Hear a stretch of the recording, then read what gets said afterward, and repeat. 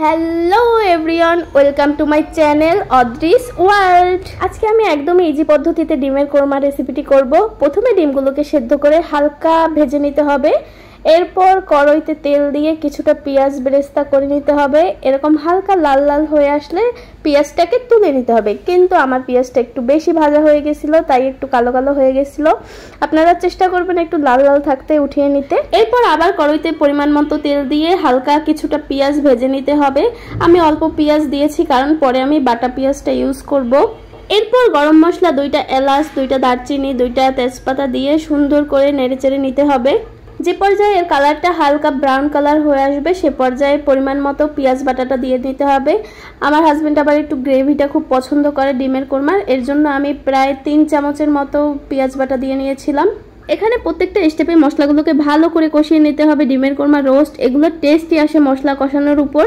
এরপর আমি আদা বাটা, রসুন বাটা 1 চামচ করে দিয়ে দিয়েছি। রসুন বাটা আমি 2 চামচ ইউজ করেছিলাম।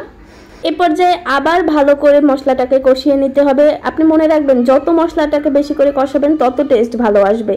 এরপর আমি একটু কাঁচামরিচ বাটা দিয়ে দিলাম। কাঁচামরিচ বাটাটা দিলে একটা সুন্দর ঘ্রাণ আসে। কাঁচামরিচ বাটাটা ভালো করে মশলার সাথে মিশিয়ে নিতে হবে। এরপর হালকা একটু জল দিয়ে মশলাটাকে আরও ভালো করে কষাতে হবে। কষানোর উপর কোনো কথাই নাই, ভালো করে মশলাটাকে কষিয়ে কষিয়ে রান্নাটা কমপ্লিট করতে হবে।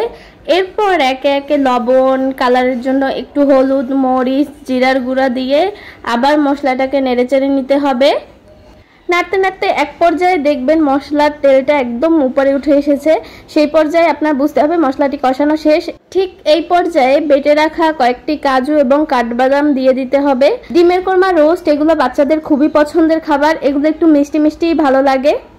বাদাম বাটার বাটিটাকে ধুয়ে বাদাম বাটার জলটা সুন্দর করে দিয়ে দিলাম। বাদাম বাটা দেওয়ার জন্য এর টেস্টটা অনেক গুণ বেড়ে যায়। এ পর্যায়ে ডিমগুলো একে একে দিয়ে দিতে হবে। ডিমগুলো দিয়ে মশলার সাথে ভালো করে মিশিয়ে নিতে হবে যেন মশলাগুলো ভালো করে ডিমের ভিতরে ঢোকে। ও আমি তো বলতে ভুলেই গেছিলাম, ডিমটা সেদ্ধ করার পরে একটা কাঁটা চামচ দিয়ে ছিদ্র ছিদ্র করে নিতে হবে বা একটা চাকু দিয়ে কেটে নিতে হবে। এ পর্যায়ে কিছুটা গরম দুধ দিয়ে দিতে হবে। আপনারা কে কতটুকু গ্রেভি ঝোল খাবেন সেই অনুযায়ী দুধের পরিমাণটা দিয়ে দিতে হবে। আগেই বলেছিলাম আমার হাজবেন্ড গ্রেভিটা খুব পছন্দ করে, এর জন্য আমি একটু বেশি বেশি দুধ দিয়ে ফেলেছি। আমার রান্না প্রায় শেষের দিকে। এ পর্যায়ে কিছুটা ঘি উপর থেকে ছিটিয়ে দিতে হবে। বেশি দেওয়া যাবে না, হালকা করে দিয়ে দিতে হবে, তাহলে স্মেলটা অনেক সুন্দর আসে। এরপর কিছু কাঁচামরিচ উপর থেকে গোটা গোটা কাঁচামরিচ দিয়ে দিতে হবে।